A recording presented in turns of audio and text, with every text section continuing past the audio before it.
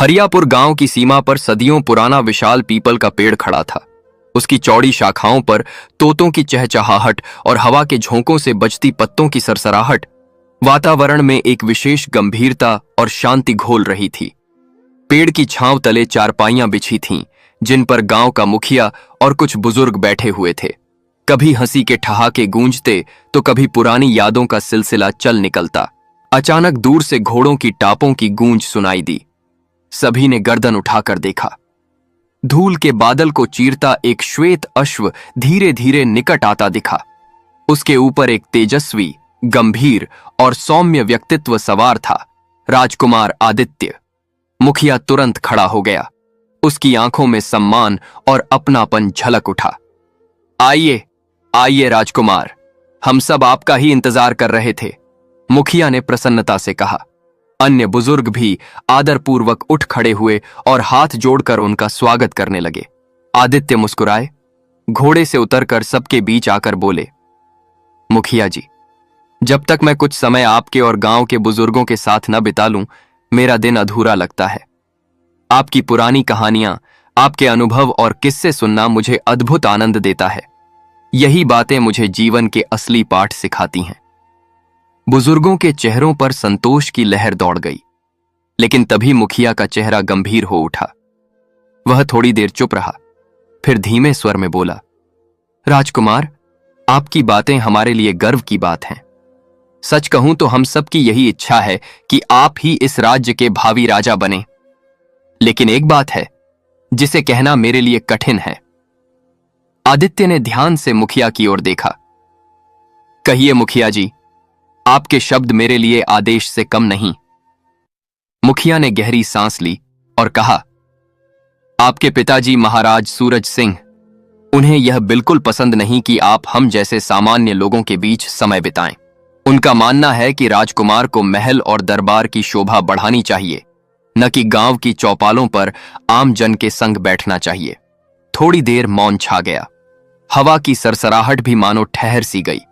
आदित्य ने शांत किंतु दृढ़ स्वर में उत्तर दिया, हां मुखिया जी, मैं जानता हूं, पिताजी का दृष्टिकोण अलग है, परंतु वे यह नहीं समझते कि जो राजा अपनी प्रजा से भावनात्मक रूप से जुड़ा नहीं होगा, वह कभी भी सच्चा और सफल राजा नहीं बन सकता।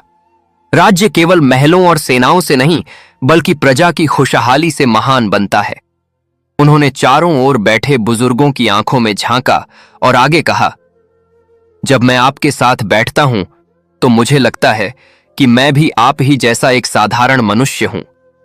मैं आपकी समस्याएं सुनता हूं, आपकी कहानियों से सीखता हूं और समझ पाता हूं कि गांव को किन संसाधनों की आवश्यकता है। यही जुड़ाव मुझे सशक्त बनाता है। इसलिए आप लोग पिताजी की इन बातों की चिंता मत कीजिए। मेरी आत्मा, मेरा मन, मेरा हृदय तो आप सबके साथ ही बसता है। मुखिया की आंखें चमक उठीं। उसका चेहरा खिल गया। उसने आंसू पोंछते हुए कहा, राजकुमार, नहीं नहीं, हमारे बेटे, अगर राज्य के सिंहासन पर आपका ही राज तिलक होगा तो यह राज्य सोने की तरह चमकेगा। हमारी पीढ़ियां आपको आशीर्वाद देती हैं। इसके बाद चौपाल में माहौल बदल गया। आदित्य हंसी मजाक में सबके साथ घुल मिल गए। बुजुर्गों ने पुराने किस्से सुनाए, कोई लोकगीत गुनगुनाने लगा। आदित्य कभी खिलखिलाकर हंसते, कभी ध्यानमग्न होकर सुनते। धीरे धीरे सूरज ढलने लगा। आसमान में लालिमा फैल गई। आदित्य उठ खड़े हुए। अब चलने का समय हो गया है, लेकिन मैं वचन देता हूं कि जल्द ही फिर आऊंगा। उन्होंने घोड़े पर सवार होकर सबको प्रणाम किया। गांव वाले भावभीनी दृष्टि से उन्हें विदा करते रहे। श्वेत अश्व की टापें धीरे धीरे महल की दिशा में खो गईं और चौपाल पर बैठे सभी लोगों के हृदय में आशा और गर्व की नई लौ जगमगाने लगी। उधर महल के ऊंचे दरवाजे खुले और भीतर कदम रखते ही राजकुमार आदित्य का सामना पा अपने पिता महाराज सूरज सिंह के कठोर स्वर से हुआ। राजकुमार आदित्य! सिंहासन पर बैठे राजा की आंखों में ज्वाला भड़क रही थी। आज तुम फिर गांव गए थे? आदित्य ने धीमे स्वर में किंतु दृढ़ता से उत्तर दिया। हां पिताजी, मुझे गांव के बड़े बुजुर्गों के साथ बैठकर उनकी बातें सुनना अच्छा लगता है। चुप! राजा ने क्रोध में हाथ उठा दिया। बस आगे एक शब्द भी मत कहना। तुम्हारे ये प्रवचन मैं बहुत सुन चुका हूं। अगर तुम्हें अच्छा राजा बनना है तो दरबार में बैठो, दरबार में सीखो कि मैं कैसे न्याय करता हूं। अच्छा राजा वह नहीं होता जो चौपालों पर बैठकर साधारण बनने का अभिनय करे। अच्छा राजा वही है जो सिंहासन पर बैठकर न्याय करना सीखे समझे। महल का वातावरण भारी हो गया। आदित्य के होंठ खुले, पर उन्होंने संयम से उन्हें बंद कर लिया। उनके शांत चेहरे पर केवल पीड़ा और धैर्य झलक रहा था। तभी पीछे से एक ठहाका गूंजा। दरवाजे से उनका छोटा भाई राजकुमार रतन अंदर आया। उसके चेहरे पर आत्मविश्वास और व्यंग्य की मुस्कान तैर रही थी। पिताजी, रतन बोला, आप अपना समय व्यर्थ कर रहे हैं। बड़े भैया को समझाने का कोई लाभ नहीं। उनका मन इस राजमहल में नहीं, बल्कि गांव की चौपालों और किसानों के बीच ही बसता है। मुझे तो लगता है आप इन्हें गांव की जमींदारी दे दीजिए और राज्य का ताज मुझे सौंप दीजिए। तब देखिएगा मैं कैसा शासन करता हूं। महाराज सूरज सिंह ने गहरी सांस ली। उनकी आंखों में गर्व और संदेह का मिश्रण था। अगर तुम्हारे बड़े भाई की हरकतें इसी प्रकार चलती रहीं तो निश्चय ही मुझे ऐसा ही करना पड़ेगा। आखिर सिंहासन उसी का होगा जो योग्य सिद्ध होगा। रतन ने तुनक कर कहा, योग्य कौन है और कौन नहीं, यह निर्णय आप कर ही चुके हैं पिताजी।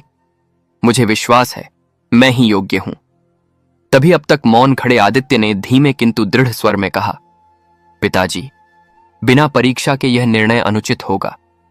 केवल गांव से प्रेम करना या केवल महल में रहना योग्यता का पैमाना नहीं हो सकता। सच्चा राजा वही होगा जो न्याय की गहराई को समझे, जो हर वर्ग की पीड़ा को महसूस कर सके। राजा ने पहली बार गुस्से के बीच मुस्कुराने का प्रयास किया। बिल्कुल सही कहा आदित्य, और इसी कारण मैं घोषणा करता हूं, समय आने पर तुम दोनों की परीक्षा अवश्य होगी। तभी तय होगा कि इस राज्य का उत्तराधिकारी कौन होगा। उन्होंने थोड़ी देर रुककर आदेशात्मक स्वर में कहा, परंतु कल से तुम दोनों मेरे साथ दरबार में बैठोगे।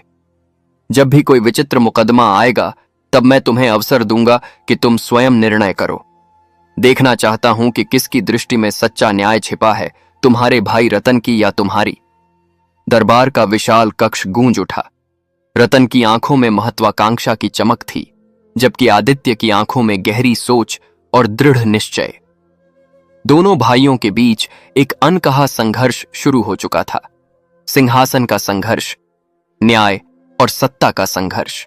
दूसरी ओर हरियापुर गांव में दो व्यापारी रहते थे, धनीराम और सुखीराम। दोनों बचपन से साथ पले बढ़े और उनकी गहरी मित्रता पूरे इलाके में मिसाल मानी जाती थी। लोग कहते, जैसी जोड़ी इन दोनों की है वैसी मित्रता और कहीं देखने को नहीं मिलती।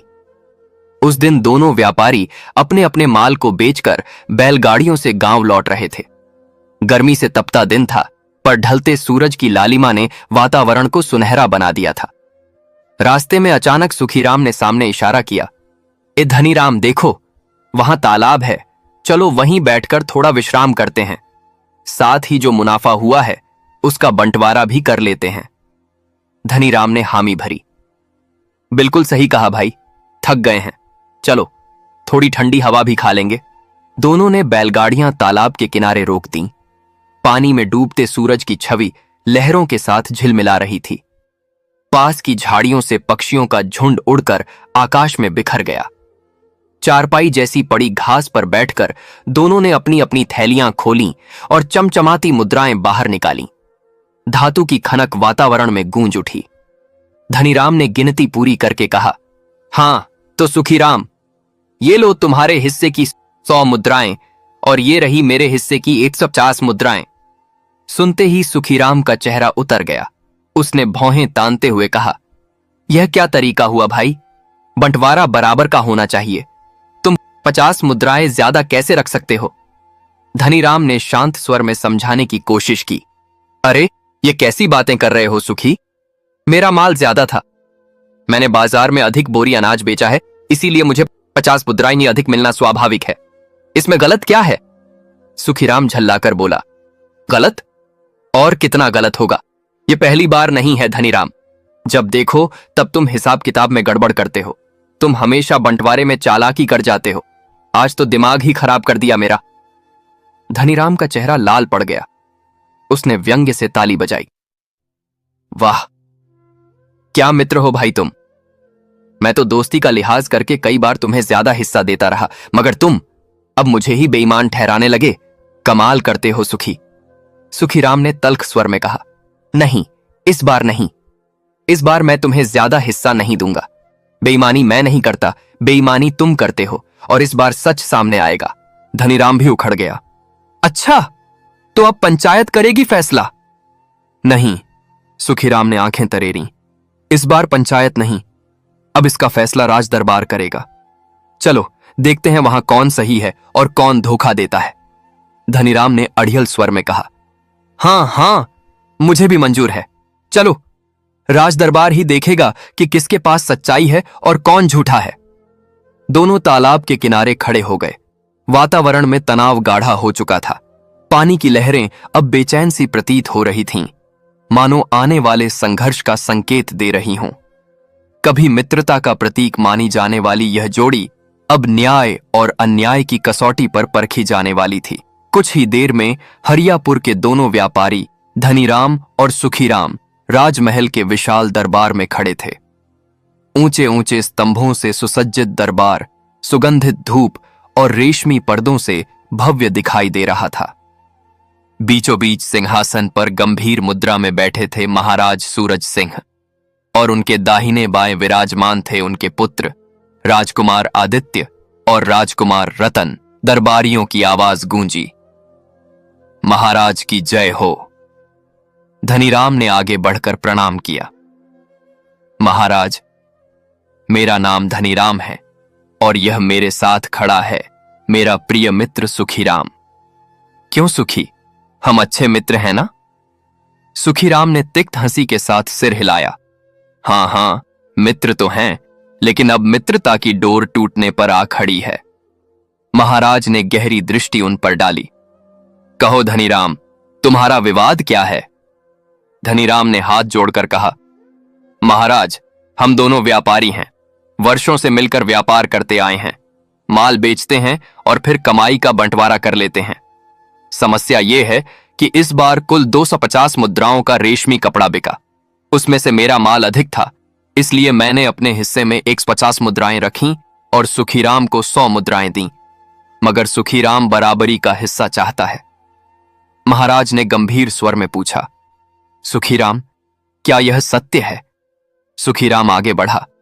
उसकी आंखों में रोष चमक रहा था। महाराज की जय हो। महाराज, यह मेरा खास मित्र है धनीराम। क्यों धनीराम, मित्र है ना? लेकिन यह जो कह रहा है सब झूठ है। यह हर बार अपने हिस्से को बड़ा बताता है और बंटवारे में बेईमानी करता है।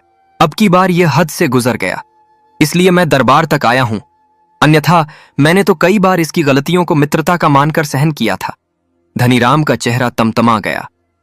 उसने आवाज ऊंची करते हुए कहा, महाराज, मैंने इस मित्रता का ख्याल रखकर इसे कभी अपमानित नहीं किया, लेकिन यह आदमी लालच में अंधा हो गया है।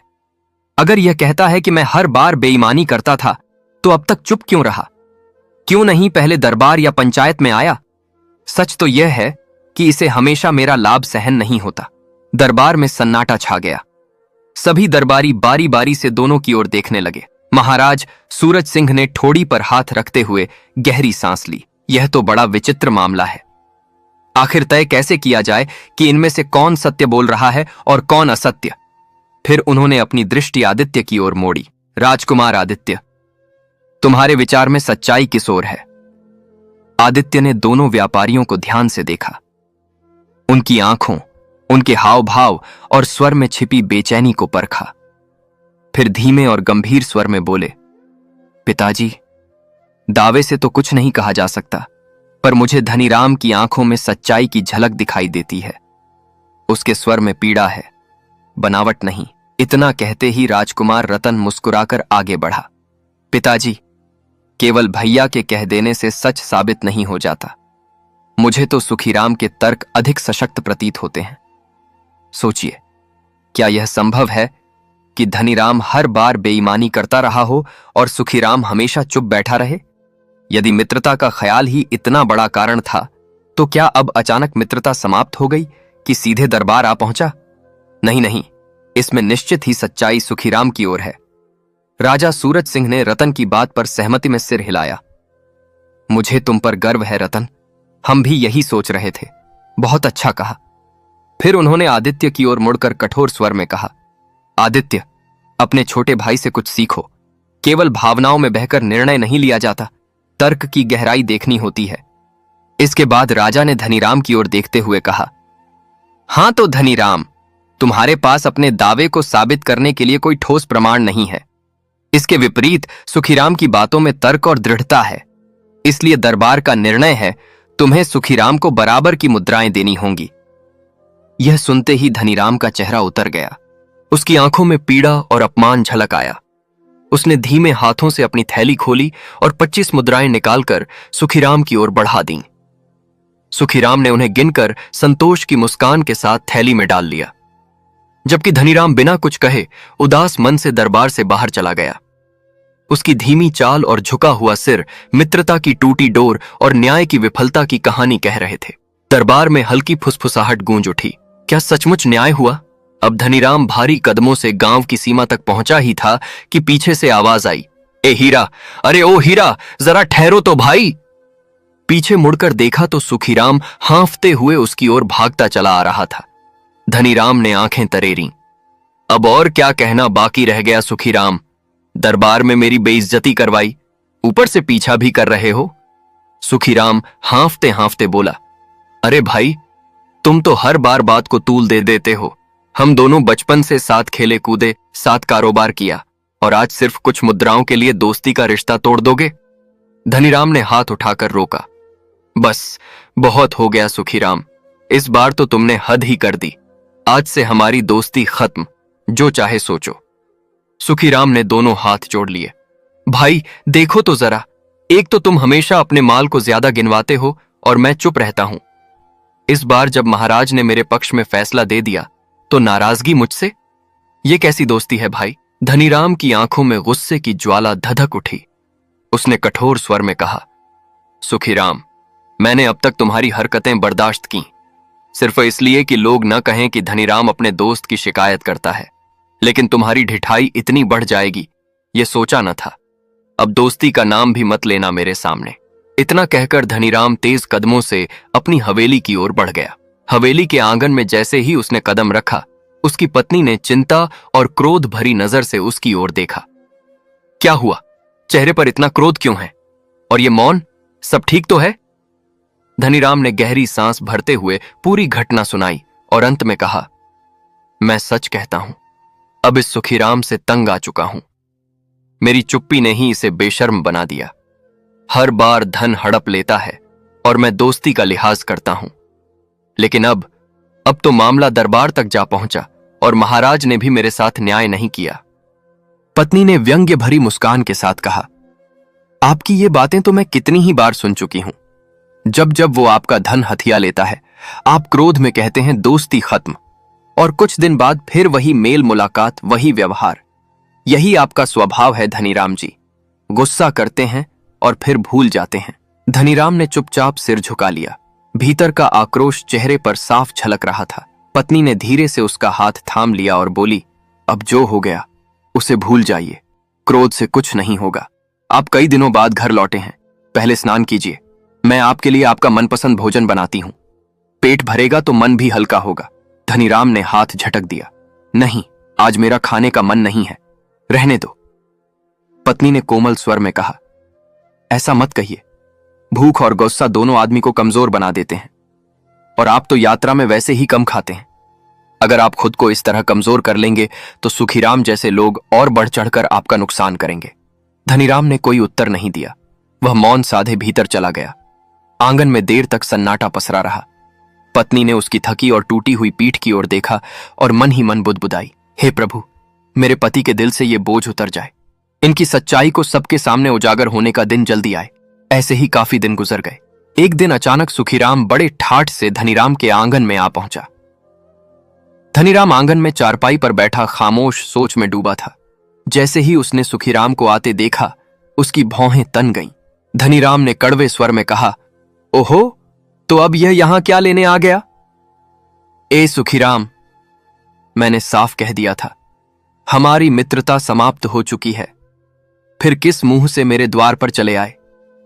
सुखीराम मुस्कुराते हुए आगे बढ़ा, हाथ जोड़कर बोला, बस बस हीरा, गुस्सा मत करो।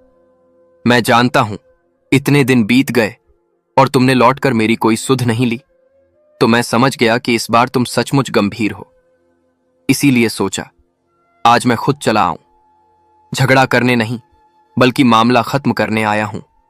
धनीराम ने तिरस्कार भरी हंसी हंसते हुए कहा, मामला खत्म करने? इसका क्या मतलब है? मैं कुछ समझा नहीं। सुखीराम ने गहरी सांस ली और धीमे स्वर में बोला, देखो हीरा, जब दोस्ती ही खत्म हो चुकी है तो हमारे बीच का लेन देन भी खत्म होना चाहिए। धनीराम की आंखें सिकुड़ गईं। लेन देन? कैसा लेन देन? सुखीराम तन कर खड़ा हो गया।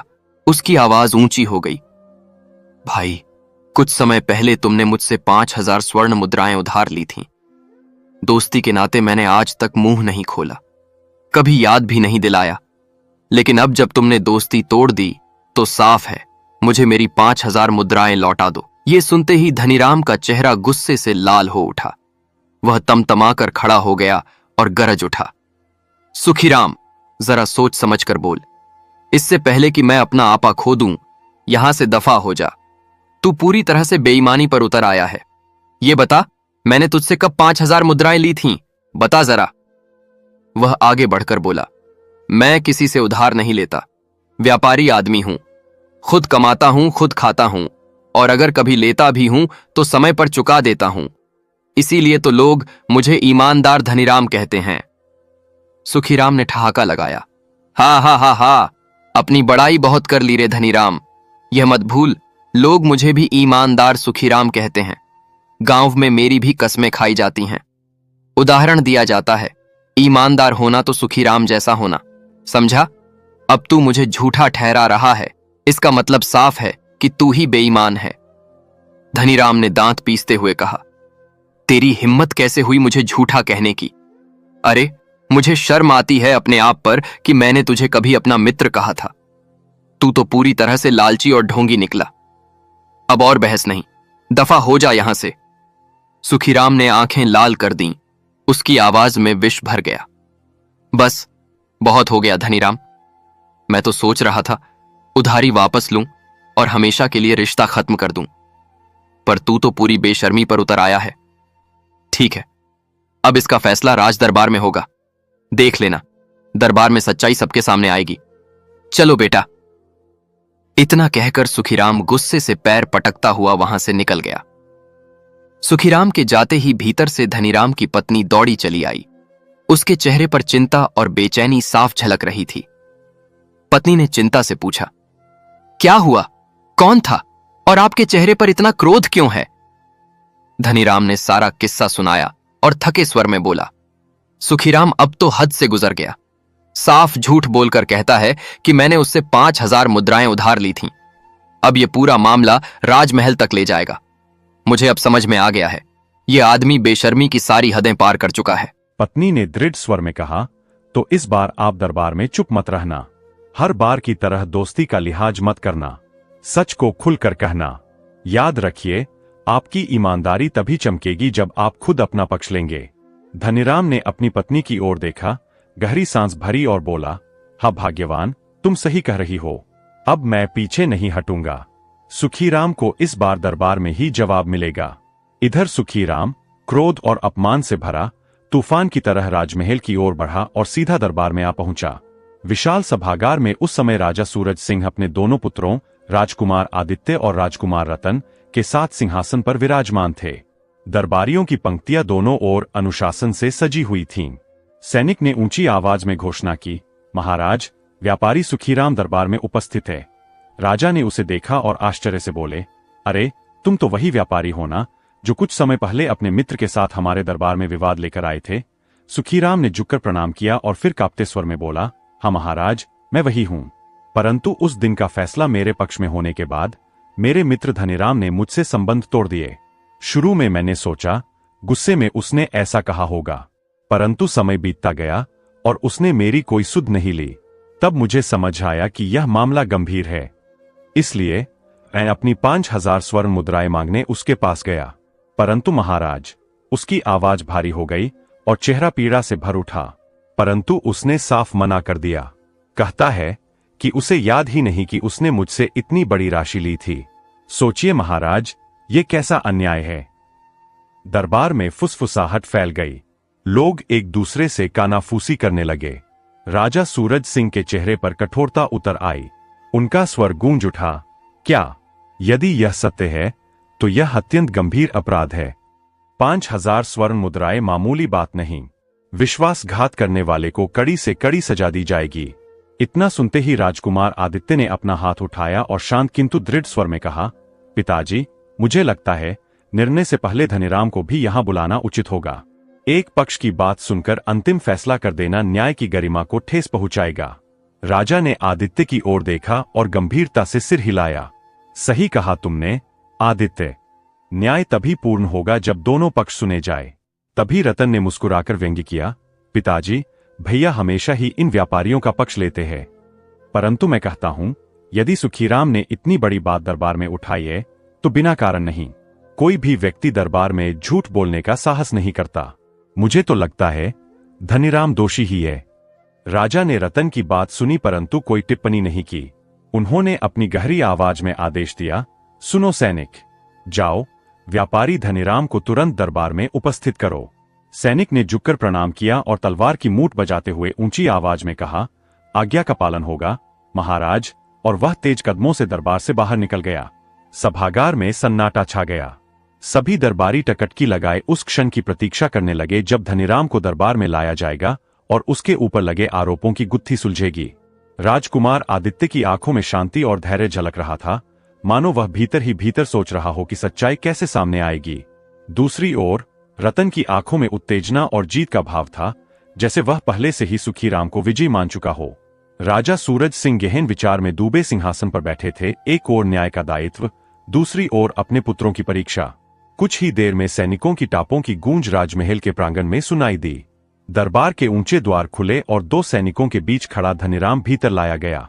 उसके चेहरे पर आत्मविश्वास और थोड़ी अकड़ झलक रही थी। राजा सूरज सिंह ने कठोर स्वर में कहा, धनीराम, तुम्हारे मित्र सुखीराम का दावा है कि तुमने उससे 5,000 स्वर्ण मुद्राएं उधार ली थी और अब लौटाने से इनकार कर रहे हो। क्या यह सच है या तुम पूरी तरह बेईमानी पर उतर आए हो? धनीराम ने झटके से सिर उठाया।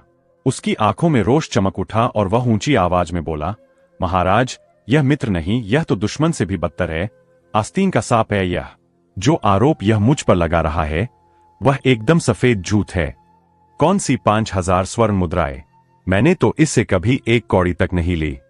उसने दरबार में उपस्थित सबकी ओर देखा, फिर राजा की ओर इशारा कर बोला, आप ही विचार कीजिए महाराज, यदि सचमुच मैंने इससे इतना बड़ा कर्ज लिया होता तो यह पिछली बार जब राजमहल आया था तब ही क्यों नहीं दरबार में हंगामा किया? और अगर यह कहता है कि मैंने उससे 5,000 ली थी तो आप ही सोचिए, जो व्यक्ति 25 मुद्राओं के लिए यहां तक लड़ाई ले आया, क्या वह मुझे 5,000 मुद्राएं दे सकता है? यह तो हास्यास्पद है महाराज। उसके शब्दों में तिरस्कार की तीखी धार थी। दरबार में उपस्थित लोग आपस में कानाफूसी करने लगे। राजा सूरज सिंह ने अपनी तेज नजरों से सुखीराम की ओर देखा और बोले, तो सुखीराम, क्या जवाब है तुम्हारे पास इस तर्क का? सुखीराम का चेहरा लाल हो गया। उसकी आवाज भर आ गई, परंतु आंखों में दृढ़ता बनी रही। उसने एक गहरी सांस ली और बोला, महाराज, धनीराम को मैं बचपन से जानता हूं। यह छलकपट का आदी है। पहले भी कई बार यह छोटी मोटी बेईमानी करता रहा है और जब पकड़ में आता तो गुस्से में मुझसे मित्रता तोड़ देता था, लेकिन कुछ समय बाद यह सब भूल भाल कर मेरे पास लौट आता। मैंने हमेशा इसे अपना सच्चा मित्र माना। पिछली बार भी यही सोचकर मैंने 5,000 मुद्राओं की बात दरबार में नहीं उठाई। वह कुछ पल रुका, फिर भावुक स्वर में बोला, मुझे लगा भले ही अभी नाराज है पर लौट कर आएगा, आखिर जाएगा कहा। इसी वजह से मैंने बात छिपाए रखी, लेकिन जब इसने दोस्ती ही तोड़ दी और इनकार करने लगा तब मजबूरी में दरबार का सहारा लिया। सुखीराम के स्वर में करुणा और पीड़ा झलक रही थी। दरबार का वातावरण गंभीर और बोझिल हो गया। सभी की आंखें अब राजा की ओर टिक गईं। राजा सूरज सिंह गहरी सोच में डूब गए। उनके माथे की लकीरें और गहरी हो गईं। तभी पास खड़े राजकुमार आदित्य ने आगे बढ़कर हाथ उठाया और दृढ़ स्वर में कहा, पिताजी, यह मामला साधारण नहीं है। यहां सच और झूठ दोनों पर्दों में छिपे हुए हैं। मुझे केवल 2 दिन का समय दीजिए। मैं वचन देता हूं कि 2 दिन बाद सबके सामने दूध का दूध और पानी का पानी हो जाएगा। दोषी स्वयं अपने मुख से अपनी सच्चाई उगल देगा। राजा की गंभीर आंखें अपने पुत्र पर टिक गईं। कुछ क्षण बाद उनके चेहरे पर हल्की मुस्कान आई। बहुत अच्छे आदित्य, आज पहली बार तुमने राजकुमार की तरह विचार और निर्णय व्यक्त किया है। हमें प्रसन्नता हुई। ठीक है, 2 दिन का समय तुम्हें दिया जाता है। फिर राजा ने कठोर स्वर में कहा, सुनो धनीराम और सुखीराम, तुम दोनों 2 दिन बाद पुनः राजमहल में उपस्थित हो। यहां तुम्हारे विवाद का अंत होगा और जो भी दोषी सिद्ध होगा उसे कड़ी से कड़ी सजा दी जाएगी। धनीराम और सुखीराम ने सिर झुकाकर प्रणाम किया। दरबार के भारी दरवाजे फिर से खुले और दोनों बाहर चले गए। उनके कदमों की आहट लंबी गलियों में गूंजती रही, पर दिलों के भीतर संदेह, क्रोध और भय की गहरी परछाई और गाढ़ी होती चली गई। दरबार की कार्यवाही समाप्त होते ही जैसे ही सब लोग बाहर निकले, राजकुमार आदित्य चुपचाप अपनी कोठरी की ओर बढ़े। वहां पहुंचकर उन्होंने अपने सेवक से धीमे स्वर में कहा, मेरा घोड़ा तुरंत तैयार करो, किसी को भनक तक न लगे कि मैं कहाँ जा रहा हूं। कुछ ही देर में तेज तर्रार घोड़ा सज धज कर सामने खड़ा था। आदित्य ने स्वयं उसकी लगाम थामी और बिना किसी को कुछ बताए राजमहल से निकल पड़े। उनके मन में केवल एक ही विचार कौंध रहा था, सच जानना है, और वह भी मूल स्थान पर जाकर। रात का अंधेरा धीरे धीरे उतर रहा था, परंतु चांदनी और मशालों की रोशनी से रास्ता जगमगा रहा था। घोड़े की टापों की गूंज सुनसान मार्ग पर किसी युद्ध घोष जैसी लग रही थी। घंटों की यात्रा के बाद अंततः वे हरियापुर गांव में पहुंचे। गांव पहुंचते ही सबसे पहले वे सीधे गांव के मुखिया के घर गए। दरवाजा खटखटाते ही एक वृद्ध सफेद दाढ़ी वाले मुखिया बाहर निकले। जैसे ही उन्होंने राजकुमार को देखा, उनकी आंखें चमक उठीं। वह मुस्कुराए और बोले, अरे राजकुमार आदित्य, यह तो हमारे लिए सौभाग्य की घड़ी है। आपको देखे कितने दिन बीत गए। अब तो आप राजदरबार की व्यस्तताओं में ही रम गए हैं। हम तो आपको बहुत याद करते हैं। आदित्य ने मुस्कुराकर कहा, हाँ मुखिया जी, दरबार की जिम्मेदारियां अब जीवन का हिस्सा बन गई है। लेकिन आज मैं एक बहुत महत्वपूर्ण कार्य से आपके पास आया हूं। ऐसा कार्य जिसे यदि मैं पूरा कर पाया तो यह मेरे लिए परीक्षा होगी, और संभव है कि यह परीक्षा मुझे एक दिन इस राज्य का राजा बनने योग्य भी सिद्ध कर दे। मुखिया का चेहरा गंभीर हो गया। उन्होंने हाथ जोड़कर कहा, राजकुमार, यह तो बहुत बड़ी बात है। आप चिंता न करें, मैं अपनी पूरी शक्ति से आपकी सहायता करूंगा। बताइए क्या करना है। आपके गांव में 2 प्रसिद्ध व्यापारी रहते हैं, सुखीराम और धनीराम। मुखिया गर्व से हंसते हुए बोले, अरे उन्हें कौन नहीं जानता, वे तो गांव की शान है। गरीबों की मदद करते हैं, मंदिरों में दान करते हैं और पूरे गांव में उनका आदर है। कोई भी बच्चा तक आपको बता देगा कि वे कितने नेकदिल इंसान हैं। आदित्य ने थोड़ा रुककर गहरी नजर से मुखिया को देखा और धीरे से पूछा, लेकिन मुखिया जी, उनके स्वभाव के बारे में आपकी क्या राय है? आप तो उन्हें वर्षों से जानते हैं। मुखिया ने लंबी सांस भरी। उनके चेहरे पर उलझन और गंभीरता दोनों झलक रही थीं।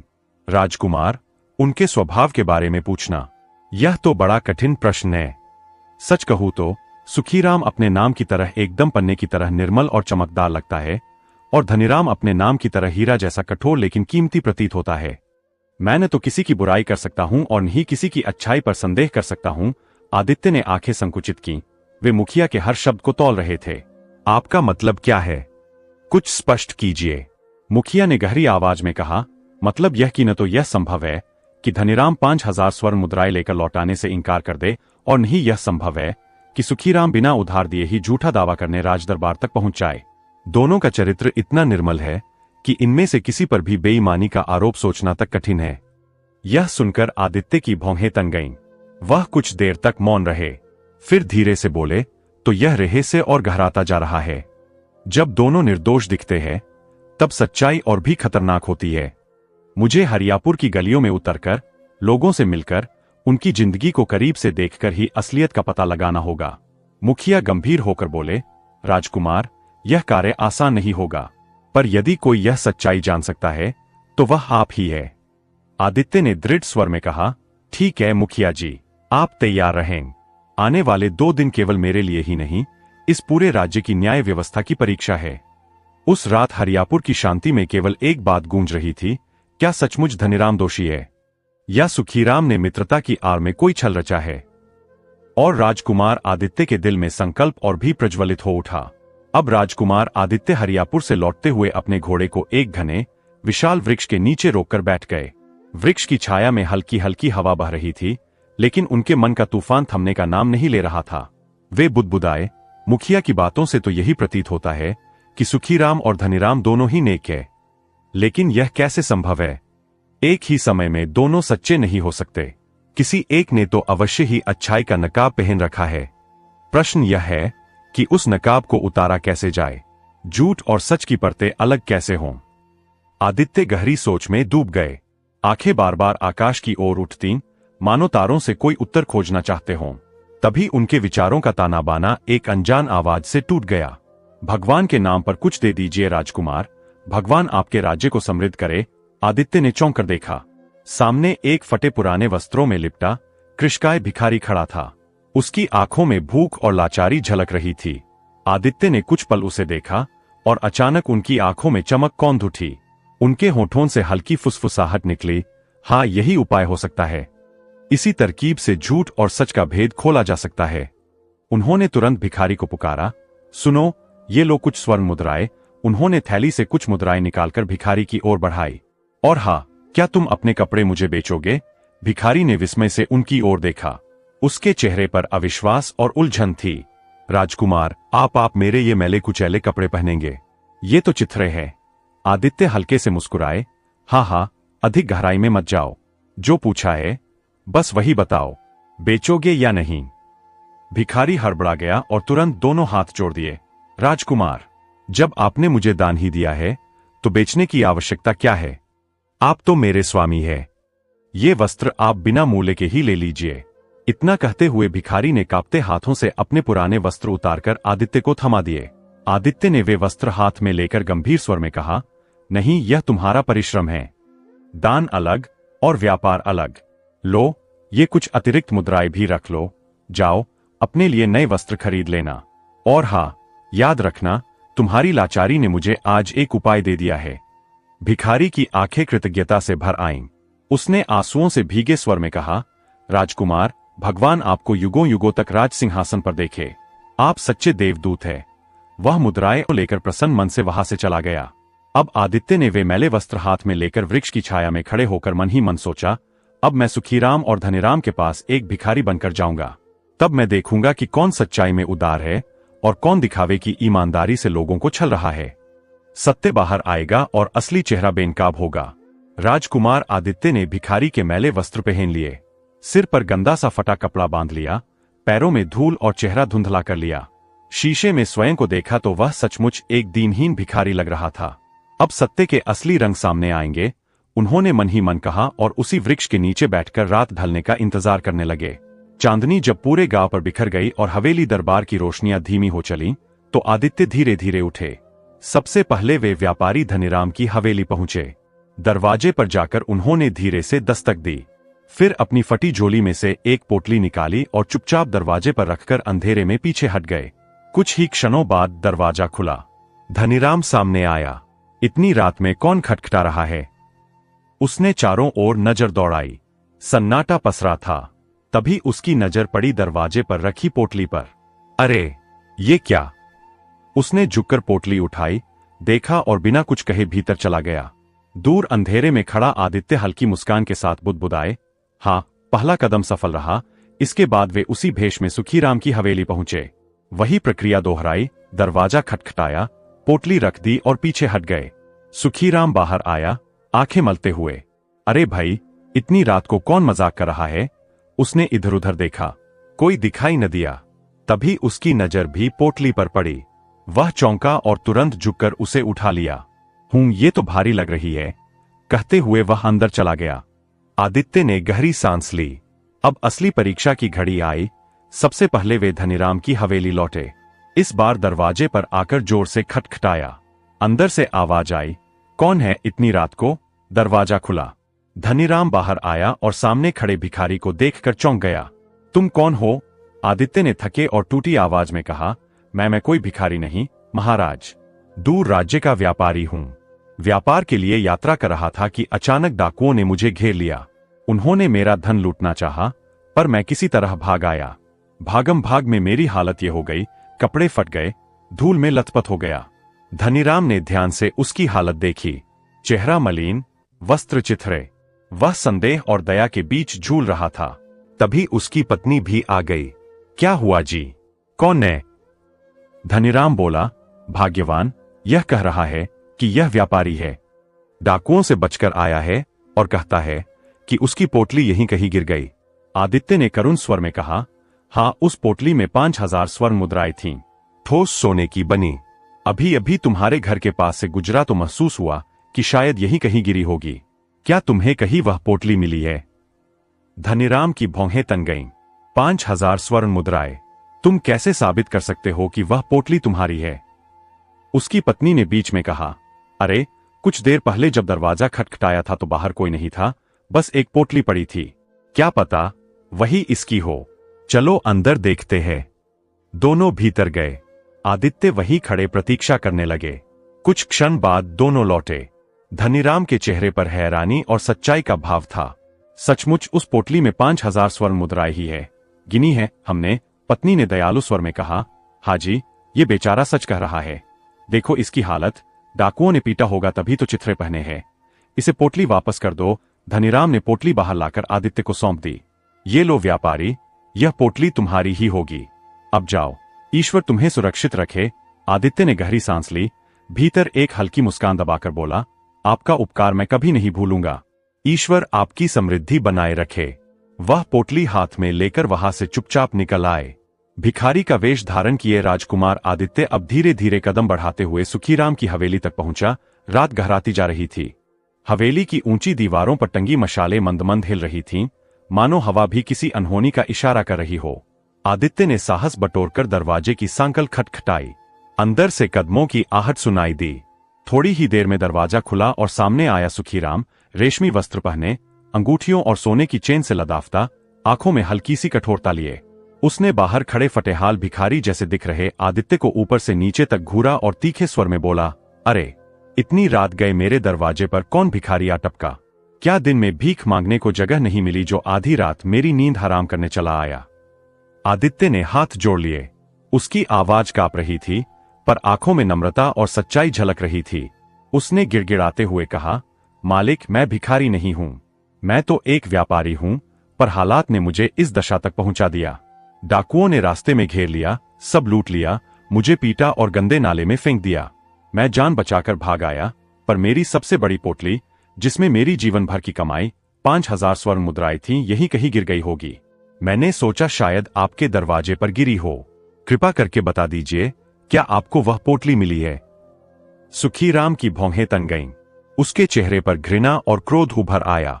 उसने उपेक्षा भरी हंसी हंसते हुए कहा, तेरी शक्ल देखिए आईने में, तू व्यापारी है। तुझमें व्यापारीपन तो दूर, नौकर का भी ठाक नहीं दिखता।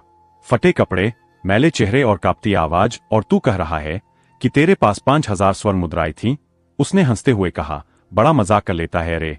भिखारी बना आदित्य की आंखों से आंसू छलक पड़े।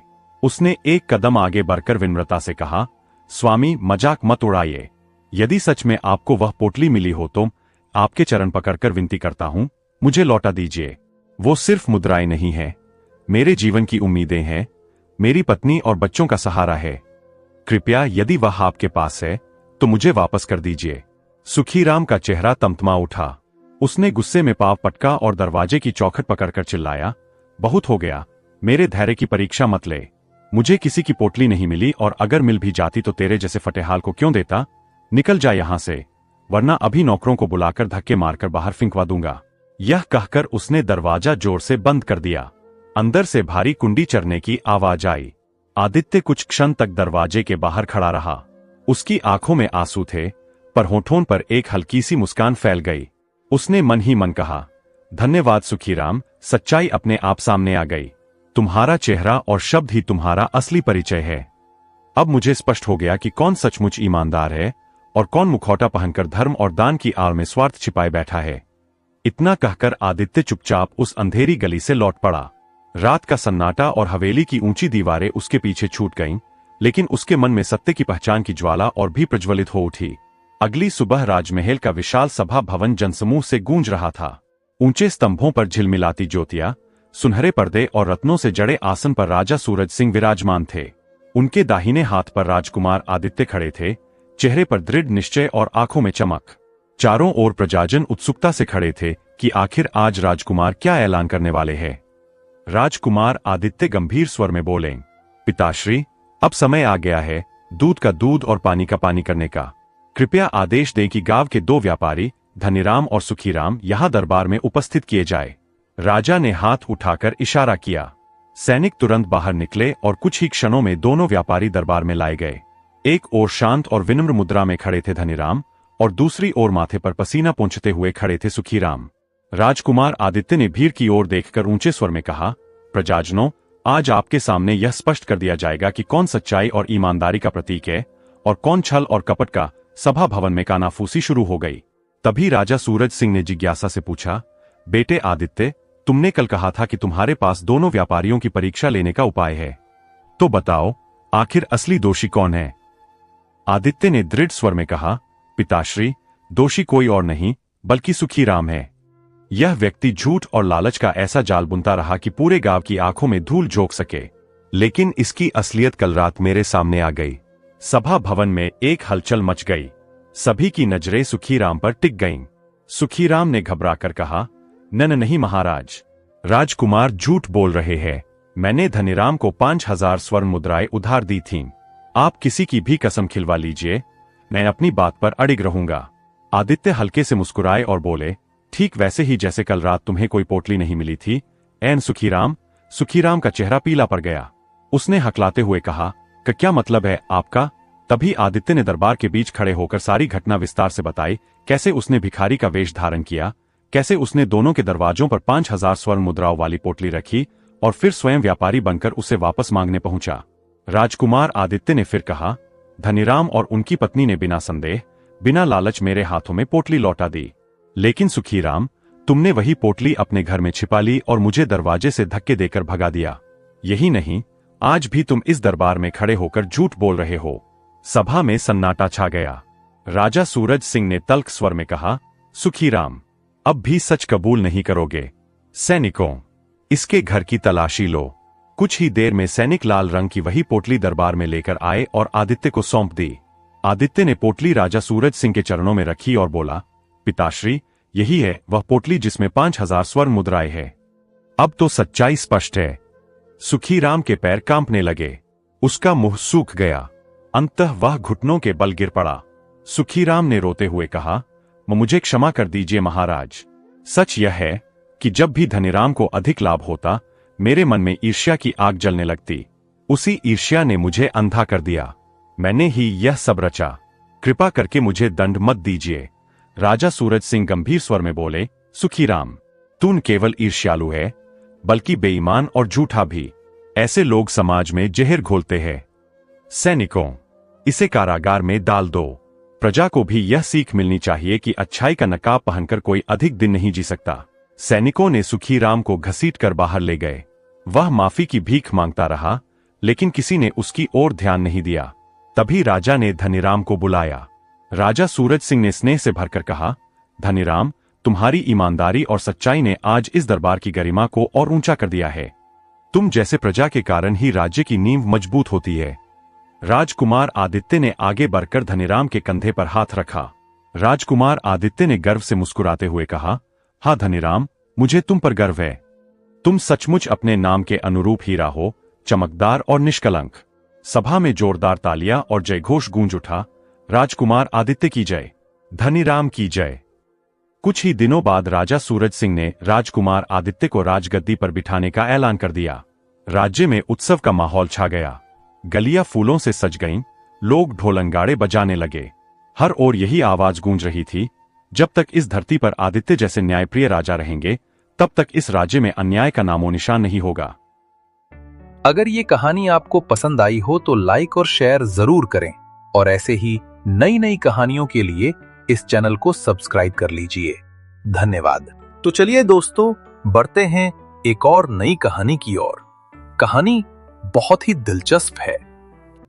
रामपुर राज्य अपनी न्यायप्रियता और समृद्धि के लिए दूर दूर तक प्रसिद्ध था। इसका श्रेय जाता था राजा अजीत सिंह को, जिनका न्याय का घंटा दरबार के बाहर हमेशा न्याय का प्रतीक्षा में बजता रहता था। उनकी प्रजा उन्हें अपना पालक मानती थी। लेकिन हर खुशी की एक सीमा होती है।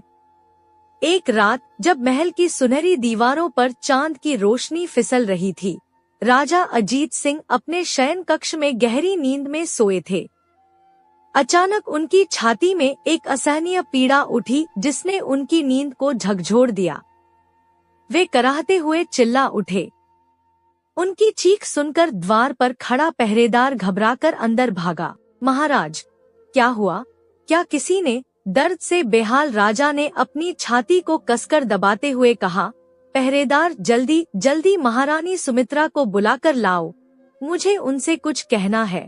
पहरेदार बिजली की गति से महारानी के कक्ष की ओर दौड़ा। कुछ ही पलों में महारानी सुमित्रा, जिनकी आंखों में चिंता और भय साफ झलक रहा था, राजा के पास पहुंच गईं। नाथ, यह आपको क्या हो गया है? राजा का चेहरा पीला पड़ चुका था और उनकी सांसें उखड़ रही थी।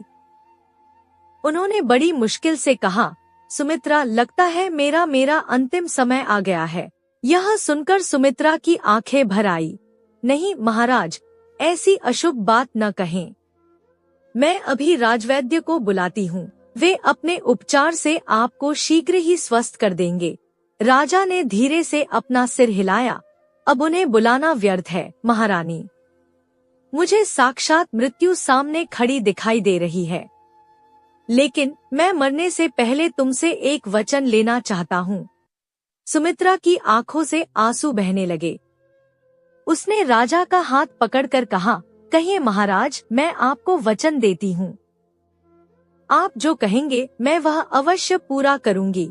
राजा अजीत सिंह ने गहरी सांस ली और बोले, महारानी, तुम यह तो जानती हो कि जिसने भी न्याय के लिए दरबार के बाहर लटका हुआ घंटा बजाया, हमने उसे कभी निराश नहीं किया। हमने हर किसी को उचित न्याय दिया। मैं चाहता हूँ कि मेरी मृत्यु के बाद भी न्याय के घंटे की गरिमा धूमिल न हो। हमारी प्रजा को हमेशा न्याय मिलता रहे। और यह तुम ही कर सकती हो सुमित्रा, केवल तुम, क्योंकि हमारे बाद तुम ही तो हो जो राजगद्दी संभालोगी। वे कुछ देर रुके सांस लेने के लिए, संघर्ष करते हुए बोले, राजकुमार राजेंद्र अभी बहुत छोटे हैं, केवल 1 वर्ष के। जब तक वह बड़े नहीं हो जाते तब तक तुम्हें ही इस देश की बागडोर संभालनी है। तुम्हें ही सब कुछ संभालना है। इसीलिए मैं तुमसे यह वचन मांग रहा हूँ। मुझे आशा है कि तुम मुझे निराश नहीं करोगी। राजा की बात सुनकर सुमित्रा ने अपनी भीगी पलकें उठाईं और दृढ़ता से बोली, ठीक है महाराज, मैं आपको वचन देती हूँ कि रामपुर के दरबार में जो कोई भी न्याय मांगने आएगा उसे उचित न्याय मिलेगा। मैं कभी भी न्याय के घंटे का अपमान नहीं करूँगी। राजा के चेहरे पर एक शांतिपूर्ण मुस्कान फैल गई। बस बस महारानी, अब हम चैन से मर सकेंगे। इतना कहकर राजा अजीत सिंह ने वहीं दम तोड़ दिया। महारानी सुमित्रा अपने पति के निर्जीव शरीर से लिपटकर फूट फूट कर रोने लगी। महल में मातम छा गया। जल्द ही पूरे राज्य में राजा अजीत सिंह की मृत्यु का दुखद समाचार फैल गया। अगले दिन पूरे सम्मान और राजकीय परंपराओं के साथ राजा अजीत सिंह का अंतिम संस्कार किया गया। हर आंख नम थी, हर दिल में दुख था। 13 दिन बाद महारानी सुमित्रा ने राजमहल के बाहर अपनी प्रजा को संबोधित किया। रामपुर के निवासियों, उन्होंने शांत और गंभीर स्वर में कहा, महाराज ने अपनी मृत्यु से पहले रामपुर की राजगद्दी मुझे सौंपी थी। मैं आप सभी की राय जानना चाहती हूँ। उनके इस कथन पर भीड़ में एक गहरा सन्नाटा छा गया। फिर एक वृद्ध व्यक्ति आगे आया और झुककर बोला, महारानी, आज से आप इस देश की राजमाता हैं। हमें आपको राजगद्दी सौंपने में कोई ऐतराज नहीं है। उसकी बात सुनकर पूरी भीड़ ने एक स्वर में चिल्लाया, राजमाता की जय, राजमाता की जय। सुमित्रा ने विनम्रता से सिर झुकाकर कहा, ठीक है भाइयों, जब तक राजकुमार राजेंद्र राजगद्दी संभालने योग्य नहीं हो जाते तब तक के लिए मैं इस राज्य का राजकाज अपने हाथों में लेती हूँ। महाराज ने जिस न्याय की परंपरा को जीवित रखा था वह हमेशा जीवित रहेगी। आज के बाद जिसे भी न्याय मांगना हो वह इस घंटे को बजा दे, उसे तत्काल ही उचित न्याय मिलेगा। इस घटना के बाद राजमाता सुमित्रा ने बड़ी कुशलता और न्यायप्रियता के साथ रामपुर का राजकाज संभाला। वह अपने सभी कर्तव्यों को निभाती रहीं, लेकिन उनके दिल के एक कोने में अपने बेटे राजकुमार राजेंद्र की परवरिश की जिम्मेदारी भी थी। इस प्रकार वर्षों बीतते गए और रामपुर एक बार फिर अपनी समृद्धि और न्याय के लिए प्रसिद्ध हो गया। राजमाता सुमित्रा ने बड़ी सूझबूझ से राजकाज चलाया। उनके शासन में प्रजा सुखी थी और न्याय का घंटा कभी खाली नहीं रहा। राजकुमार राजेंद्र अब 1 साल के शिशु नहीं, बल्कि एक तेजस्वी और युवा योद्धा बन चुके थे। राजमाता का ध्यान अब पूरी तरह से अपने पुत्र की परवरिश और राज्य के भविष्य पर केंद्रित था। एक दिन जब सुमित्रा अपने कक्ष में बैठी थी, एक सैनिक ने सूचना दी, राजमाता की जय हो। राजमाता गजब हो गया। प्रधानमंत्री आरित सिंह स्वर्ग सिधार गए। यह सुनकर सुमित्रा उदास हो गई। ओह, यह तो बहुत बुरा हुआ। वे हमारे सबसे विश्वसनीय सेवक थे। राजमाता सोच में डूब गई। तभी कक्ष में राजकुमार राजेंद्र ने प्रवेश किया। माँ, आप इतनी उदास क्यों हैं? क्या बात है? सुमित्रा ने अपने पुत्र को देखा और कहा, राजकुमार, अभी अभी सेवक ने सूचना दी है कि प्रधानमंत्री का निधन हो गया है। मैं यह सोचकर परेशान हूँ कि अब हम किसे नया प्रधानमंत्री बनाएंगे। राजेंद्र ने सहजता से कहा, इसमें इतना सोचने की क्या आवश्यकता है माँ? राज्य के किसी भी बुद्धिमान और योग्य व्यक्ति को यह पद सौंप दीजिए। सुमित्रा ने एक लंबी सांस ली। राजकुमार, तुम नहीं जानते, कई पीढ़ियों से स्वर्गीय प्रधानमंत्री आरित सिंह के वंश के लोग ही प्रधानमंत्री बनते आए हैं। यह एक परंपरा है जिसे हमारे पूर्वजों ने स्थापित किया था। अब उनके वंश में उनका एकमात्र पुत्र वीरेंद्र सिंह ही है। राजेंद्र के माथे पर चिंता की लकीरें उभर आईं। लेकिन माँ, हमने तो सुना है कि वीरेंद्र सिंह ठीक आदमी नहीं है। वह हर समय रागरंग और अय्याशी में डूबा रहता है। सुमित्रा ने भारी मन से कहा, हाँ राजकुमार, उसके विषय में हमने भी यही सुना है, पर हम क्या करें? अगर हम उसके स्थान पर किसी और को प्रधानमंत्री बनाते हैं तो लोग कहेंगे कि हमने वर्षों से चली आ रही परंपरा को तोड़ दिया। इसीलिए न चाहते हुए भी हमें वीरेंद्र सिंह को ही नया प्रधानमंत्री बनाना पड़ेगा। मैं यही सोचकर परेशान हूँ कि क्या वह इस जिम्मेदारी को निभा पाएगा। राजेंद्र ने अपनी माँ की परेशानी को महसूस किया।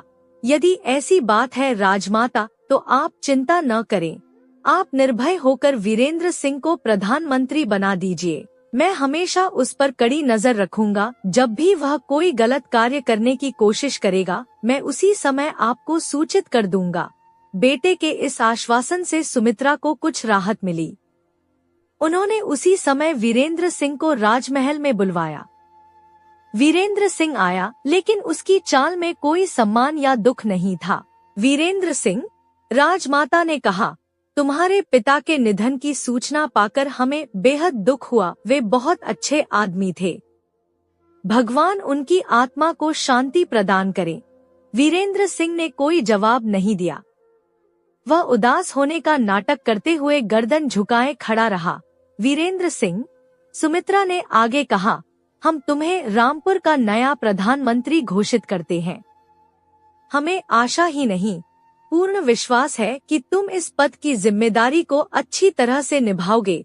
जी राजमाता, वीरेंद्र सिंह ने धीरे से कहा, मुझे खुशी है कि आपने मुझे इस योग्य समझा। धन्यवाद। उसकी आंखों में एक विशेष प्रकार की चमक थी, एक ऐसी चमक जो महत्वाकांक्षा और कपट से भरी थी। वह वहां से चला गया और उसके जाने के बाद राजमाता के मन में एक अज्ञात भय ने घर कर लिया।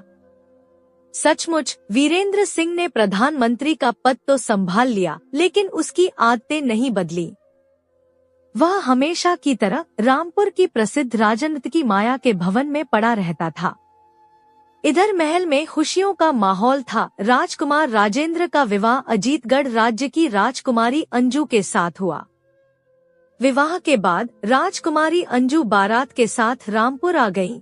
पूरे राज्य में खुशियां मनाई जा रही थी। हर कोई उत्सव में डूबा हुआ था। लेकिन इस जश्न के पीछे एक गहरा षड्यंत्र रचा जा रहा था। वीरेंद्र सिंह राजनीति की माया के भवन में बैठकर अपनी योजना को अंतिम रूप दे रहा था। अरे राजनीति की माया, उसने हंसते हुए कहा, अब मेरी योजना को पूरा करने का समय आ गया है। अगर इस योजना में तुम मेरा साथ दो तो मैं वादा करता हूँ कि रामपुर का राजा बनने के बाद मैं तुम्हें अपनी महारानी बना लूंगा। माया, जिसने अपनी सुंदरता और चतुराई से कई अमीरों को अपने इशारों पर नचाया था, मुस्कुराई। इसके लिए मुझे क्या करना होगा प्रधानमंत्री जी? यह हुई ना बात। वीरेंद्र सिंह ने उत्साहित होकर कहा, सुनो, मैं तुम्हें अपनी योजना पूरे विस्तार से बताता हूँ। और फिर वीरेंद्र सिंह ने माया को अपने कपटपूर्ण मंसूबे बताए। सारी योजना जानने के बाद माया ने कहा, ठीक है प्रधानमंत्री जी, मैं आपके कहे अनुसार ही करूंगी। वाह! वीरेंद्र सिंह ने एक शैतानी हंसी हंसते हुए कहा, हमें तुमसे ऐसी ही आशा थी। मजा आ गया। उसकी आंखों में राजा बनने की भूख साफ झलक रही थी और माया अपने लालच में उस खतरनाक खेल का हिस्सा बनने के लिए तैयार थी। वीरेंद्र सिंह की योजना के अनुसार अगले ही दिन उसने राजकुमार राजेंद्र से बात की। राजमहल के भव्य दरबार में उसने राजकुमार से कहा, राजकुमार, आपके विवाह के शुभ अवसर पर मेरी एक इच्छा है। राजकुमार राजेंद्र ने मुस्कुराते हुए कहा, कहिए प्रधानमंत्री जी, आपकी क्या इच्छा है? वीरेंद्र सिंह ने कहा, युवराज, आज का दिन बहुत ही शुभ है।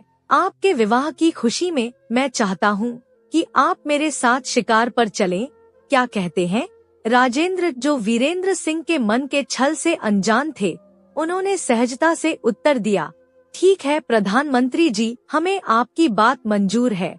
राजमाता से आज्ञा लेकर राजकुमार राजेंद्र उसी दिन वीरेंद्र सिंह के साथ शिकार के लिए वन की ओर चल पड़े।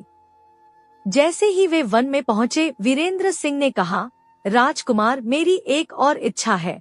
राजेंद्र ने आश्चर्य से पूछा, हाँ कहिए प्रधानमंत्री जी, आपकी और क्या इच्छा है? वीरेंद्र सिंह ने एक बनावटी मुस्कान के साथ कहा, युवराज, मैं चाहता हूँ कि आज मैं आपके तरकश से राजकीय तीरों से जंगली जानवरों का शिकार करूं। क्या आप मेरी यह इच्छा पूरी कर सकते हैं? राजेंद्र को यह बात थोड़ी अजीब लगी। और ऐसा क्यों प्रधानमंत्री जी?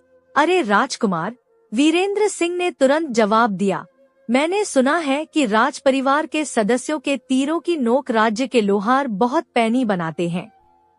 मैं आज उस धार का वार देखना चाहता हूँ। देखो कि आखिरकार उस वार में कितना दम होता है। राजेंद्र को वीरेंद्र सिंह की बात पर विश्वास हो गया। ठीक है, हमें अपना तीर तुम्हें देने में कोई ऐतराज नहीं है प्रधानमंत्री जी, आज आप देख ही लीजिए। यह कहकर राजकुमार राजेंद्र ने अपने तरकश के तीर वीरेंद्र सिंह को दे दिए और उसके साधारण तीर स्वयं ले लिए। तीरों की अदला-बदली के बाद दोनों ने वन में प्रवेश किया। वीरेंद्र सिंह मन ही मन मुस्कुरा रहा था। योजना के अनुसार नर्तकी माया अपने सेवक के साथ वन में तालाब के पास पहुंच गई होगी। उसने सोचा, उधर वन में एक तालाब के पास एक पेड़ के नीचे एक बूढ़ी स्त्री के वेश में बैठी माया ने अपने सेवक काशीनाथ से कहा, काशीनाथ, बहुत प्यास लग रही है, जाओ मटके में तालाब का पानी भर के ले आओ ताकि मैं अपनी प्यास बुझा सकूं। काशीनाथ, जो यह सब समझ नहीं पा रहा था, मन ही मन सोचने लगा, पता नहीं मालकिन को आज क्या सूझी है कि स्वयं वृद्धा का वेश धारण करके मुझे साथ लेकर इस वन में आ गई है। इनका क्या उद्देश्य है? तालाब के पास पहुंचकर काशीनाथ ने जैसे ही मटका पानी में डुबाया, दूसरी ओर झाड़ियों के पास से गुजरते हुए वीरेंद्र सिंह और राजकुमार राजेंद्र ने आवाज सुनी। राजकुमार सुनिए, वीरेंद्र सिंह ने फुसफुसाते हुए कहा, लगता है झाड़ियों के दूसरी ओर कोई जंगली जानवर तालाब के पास पानी पी रहा है। राजेंद्र ने उत्साहित होकर कहा, तो देर किस बात की है प्रधानमंत्री जी, चढ़ाओ कमान पर तीर और लगाओ निशाना। जरा हम भी तो देखें कि तुम्हारा निशाना कैसा है। राजकुमार की बात सुनकर वीरेंद्र सिंह ने तुरंत तीर कमान पर चढ़ाया। उसने निशाना लगाया और तीर को झाड़ी की ओर छोड़ दिया। वीरेंद्र सिंह का तीर झाड़ियों को पार करके तालाब के किनारे बैठे काशीनाथ की पीठ में जा लगा। दर्द से चिल्लाता हुआ काशीनाथ तालाब के किनारे गिर पड़ा। चिल्लाने की आवाज सुनकर राजकुमार राजेंद्र चौंक गए। प्रधानमंत्री जी, लगता है आपके तीर का निशाना कोई जंगली जानवर नहीं बल्कि कोई मनुष्य बना है। मुझे भी ऐसा ही लगता है राजकुमार, वीरेंद्र सिंह ने बनावटी चिंता दिखाते हुए कहा। आइए झाड़ियों के उस पार चलकर देखते हैं। दोनों उस दिशा में चल पड़े। उधर माया दौड़कर काशीनाथ के पास पहुंची, लेकिन तब तक बहुत देर हो चुकी थी। काशीनाथ के प्राण उड़ चुके थे। माया ने उसका सिर अपनी गोद में रखकर फूट फूट कर रोने का नाटक किया। कुछ देर बाद वीरेंद्र सिंह और राजकुमार राजेंद्र वहां पहुंचे। वीरेंद्र सिंह ने पूछा, माई तुम रो क्यों रही हो? माया ने रोते हुए कहा, हाय, मेरे बेटे की लाश मेरी गोद में पड़ी है, फिर भी आप पूछ रहे हैं कि मैं क्यों रो रही हूँ? न जाने किसने मेरे इकलौते बेटे की हत्या कर दी। यह सुनकर वीरेंद्र सिंह ने खेद भरे स्वर में कहा, माई हमें क्षमा करो, यह अपराध हमसे हुआ है। भूलवश हम ही तुम्हारे बेटे के हत्यारे बन बैठे हैं। हम तुम्हारे बेटे को पुनः जीवित तो नहीं कर सकते, पर इसके बदले तुम हमसे जो भी मांगोगी हम तुम्हें वही देने के लिए तैयार हैं। बताओ तुम्हारी क्या इच्छा है? माया ने अपनी आंखों से आंसू पोंछते हुए एक धूर्त मुस्कान के साथ कहा, हत्यारे, तुम मेरी इच्छा के बारे में पूछते हो, मुझे धन दौलत का लोभ दे रहे हो। मुझे कुछ नहीं चाहिए, मैं तो केवल न्याय चाहती हूँ। न्याय? तुमने मेरे साथ घोर अन्याय किया है, मुझसे मेरे बुढ़ापे का सहारा छीन लिया। अगर मुझे कुछ दे सकते हो तो न्याय दे दो। हाँ हाँ बिल्कुल, वीरेंद्र सिंह ने कहा, जैसा आप चाहो माई। अगर आप न्याय चाहती हैं तो आपको अपने पुत्र के शव के साथ रामपुर के दरबार में उपस्थित होना होगा। हम तुम्हें विश्वास दिलाते हैं कि वहाँ तुम्हें सच्चा न्याय मिलेगा। दोनों वहाँ से चले गए। कुछ दूर चलने पर राजकुमार राजेंद्र ने वीरेंद्र सिंह से कहा, प्रधानमंत्री जी, वृद्धा के बेटे की मृत्यु के कारण अब मेरा मन आखिर में नहीं लगेगा। हम वापस लौटना चाहते हैं। वीरेंद्र सिंह ने तुरंत सहमति दी। ठीक है, बिल्कुल जैसी आपकी आज्ञा राजकुमार। दोनों उसी समय रामपुर की ओर वापस लौट गए। अब मंच तैयार था और षड्यंत्र का अगला चरण शुरू होने वाला था। बूढ़ी स्त्री के रूप में राज नर्तकी माया ने अपने सेवक काशीनाथ का शव लेकर रामपुर के राजमहल के बाहर न्याय का घंटा बजाना शुरू कर दिया। घंटे की आवाज राज दरबार तक पहुंची, जहां राजमाता सुमित्रा, वीरेंद्र सिंह और राजकुमार राजेंद्र बैठे थे। सुमित्रा ने घंटे की आवाज सुनकर सोचा, लगता है कोई दुखी न्याय मांगने आया है। हमें उसे तुरंत दरबार में बुलाकर उसकी फरियाद सुननी चाहिए। राजमाता ने सैनिक को आज्ञा दी, जाओ, राजमहल के बाहर जो भी न्याय के घंटे को बजा रहा है उसे राज दरबार में ले आओ। जो आज्ञा राजमाता, कहकर सेवक दरबार से निकल गया। कुछ ही देर में वह काशीनाथ के शव को हाथों में उठाए माया के साथ दरबार में पहुंचा। माया ने शव को नीचे रखा और करुण स्वर में बोली, दुहाई है राजमाता, दुहाई है, मुझे न्याय चाहिए। सुमित्रा ने संवेदना से पूछा, तुम्हारे साथ क्या अन्याय हुआ है, हमें बताओ। माया ने रोते हुए कहा, राजमाता, किसी हत्यारे ने मेरे इकलौते बेटे को मार डाला है। क्या तुम हत्यारे के बारे में कुछ जानती हो?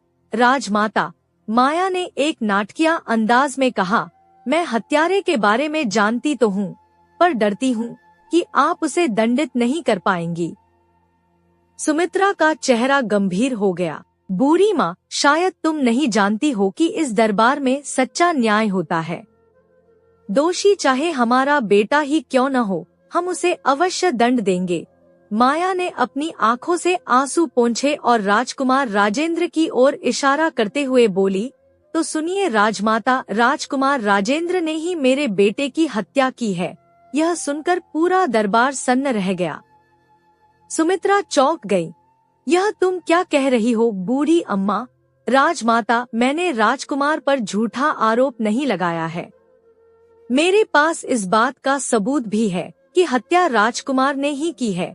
तुम्हारे पास क्या सबूत है, मुझे बताओ। माया ने अपनी धोती के अंदर से एक तीर निकालकर राजमाता की ओर बढ़ाते हुए कहा, राजमाता, इसी तीर से राजकुमार ने मेरे बेटे की हत्या की है। सेवक ने माया से तीर लेकर राजमाता तक पहुंचाया। तीर को देखते ही सुमित्रा का दिल बैठ गया। ओह, यह तो वास्तव में ही राजकुमार राजेंद्र का तीर है। इस पर सूर्य का राजचिन्ह बना हुआ है। अब क्या होगा? क्या मुझे अपने ही बेटे को दंड देना होगा? सुमित्रा सोच में पड़ गई। उन्हें सोच में पड़ा देख माया ने तुरंत कहा, राजमाता, किस सोच में पड़ गईं? मैं तो आपसे पहले ही कह रही थी कि आप दोषी को दंड नहीं दे पाएंगी। सुमित्रा ने अपनी भावनाओं पर काबू पाया और राजकुमार राजेंद्र से पूछा, राजकुमार, यह वृद्धा स्त्री जो कह रही है, क्या वह सच है? राजकुमार राजेंद्र ने खड़े होकर कहा, राजमाता की जय हो। वृद्धा के बेटे की हत्या मुझसे नहीं, बल्कि प्रधानमंत्री वीरेंद्र सिंह के हाथों हुई है। सुमित्रा ने तीखे स्वर में कहा, लेकिन वृद्धा ने जो तीर हमें दिखाया है वह तो तुम्हारा है, और वह कह रही है कि इसी तीर से उसके पुत्र की हत्या हुई है। तब राजकुमार राजेंद्र ने तीरों की अदलाबदली के बारे में सुमित्रा को पूरी बात बताई। राजमाता ने तुरंत वीरेंद्र सिंह से पूछा, प्रधानमंत्री जी, क्या राजकुमार का कथन सत्य है? वीरेंद्र सिंह ने अपनी आंखें नीचे झुका ली और कहा, राजमाता, क्षमा चाहूंगा आपसे, लेकिन राजकुमार जो भी कह रहे हैं वह सरासर झूठ है। मैंने आंखेट करने के लिए इनसे इनके तीर नहीं मांगे थे। पता नहीं राजकुमार मुझ पर बेबुनियाद आरोप क्यों लगा रहे हैं। मैं तो एक छोटा सा सेवक हूँ आपका, इससे ज्यादा मैं क्या कह सकता हूँ। यह सुनकर राजकुमार राजेंद्र क्रोध से भर उठे। प्रधानमंत्री, आप झूठ क्यों बोल रहे हैं? वीरेंद्र सिंह ने एक बनावटी दुहक का भाव दिखाते हुए कहा, अरे राजकुमार, क्षमा करें, अपने को दोषी पाकर आप झूठ बोलने पर उतर आएंगे, यह हमने कभी सोचा नहीं था। बुढ़िया सच कह रही है राजमाता, आपके सामने सबूत है। आप देख सकती हैं कि उसके बेटे को राजकुमार ने ही मारा है। सबूत सामने है और न्याय मांगने वाला भी सामने है। बाकी सब आप पर है राजमाता। सुमित्रा ने बूढ़ी स्त्री से कहा, तुम्हारे द्वारा पेश किए गए सबूत से सिद्ध हो गया है कि तुम्हारे पुत्र की हत्या राजकुमार राजेंद्र ने ही की है। अब हम तुमसे ही पूछते हैं कि राजकुमार को क्या सजा दी जाए। माया की आंखों में एक दुष्ट चमक थी। उसने कहा, राजमाता, मैं चाहती हूँ कि जिस प्रकार मैं अपने पुत्र वियोग में तड़प रही हूँ, उसी प्रकार राजकुमार भी अपने संबंधियों के वियोग में जीवन भर तड़पे। मैं चाहती हूँ कि राजकुमार को देश निकाला दे दिया जाए। इस मांग को सुनकर सुमित्रा एक बार फिर सोच में डूब गई। राजकुमार का विवाह हुए अभी केवल 2 ही दिन हुए हैं। उनकी पत्नी के हाथों की मेहंदी भी नहीं छूटी है। ऐसे समय में राजकुमार को देश निकाला देना क्या राजकुमारी अंजू के साथ अत्याचार नहीं होगा? तभी उनके कर्तव्यबोध ने उन्हें झकझोरा। यदि मैं पुत्र और पुत्रवधू के मोह में फंस गई तो न्याय का नाम कलंकित हो जाएगा। लोग हमारे न्याय पर थूकेंगे। कुछ भी हो, मैं इस बूढ़ी स्त्री के साथ अन्याय नहीं होने दूंगी।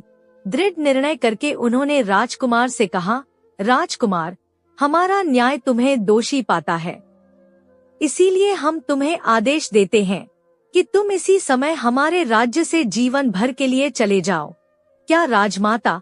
राजकुमार ने हक्का बक्का होकर पूछा, आप यह क्या कह रही हैं? सुमित्रा ने कठोरता से कहा, राजकुमार, हमसे बहस मत करो। याद रखो, न्याय अंधा होता है। यह केवल सबूतों पर टिका होता है।